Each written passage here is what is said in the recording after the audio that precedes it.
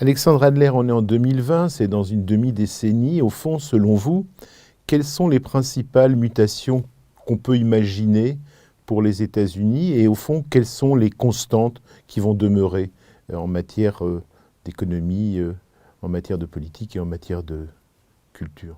Alors je pense qu'à cette question, il faut répondre comme en mathématiques, avec une limite supérieure et une limite inférieure. La limite supérieure, c'est que les États-Unis retrouvent leur initiative technologique par rapport au reste du monde. C'est parfaitement possible.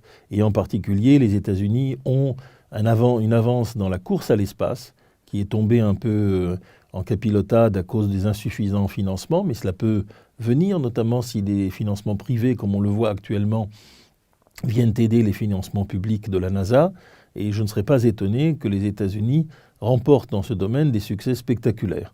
De la même manière, il me paraît possible aussi que cette relance de l'industrialisation à la plus haute valeur ajoutée s'accompagne d'une réindustrialisation des secteurs moyens, l'automobile par exemple, ou les infrastructures, où les États-Unis pour l'instant sont très en arrière de la main.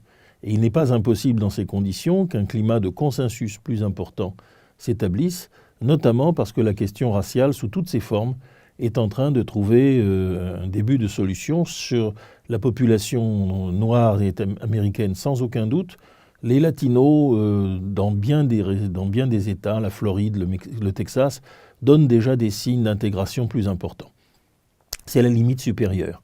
La limite inférieure, c'est bien entendu le fait que les États-Unis sont soumis à une concurrence difficile, que le monde est agité et que donc leur désir de se retirer du monde ne sera pas totalement assouvi. Déjà aujourd'hui, la marche des djihadistes sur Bagdad oblige les États-Unis à revenir en Irak sous forme de bombardements aériens. Qui peut dire si le basculement de l'Afghanistan ou l'implosion du Pakistan ne les obligera pas à faire bien davantage que ce qu'ils aimeraient faire au Moyen-Orient. Et enfin, les États-Unis sont confrontés à un problème beaucoup plus important qu'ils ne l'imaginent et qu'ils voudraient éviter. C'est celui de l'implosion ou de la transformation de leurs voisins immédiats d'Amérique latine, le Mexique bien sûr, mais aussi le Venezuela, qui ne pourra pas rester dans le régime anarchique qu'il connaît maintenant, voire Cuba, qui va entamer, dès la mort de Fidel Castro, sa perestroïka.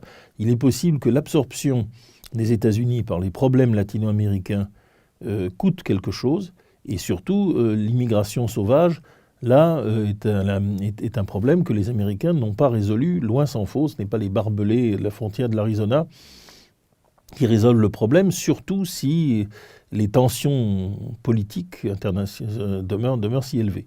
Enfin, la compétition avec la Chine peut mal tourner.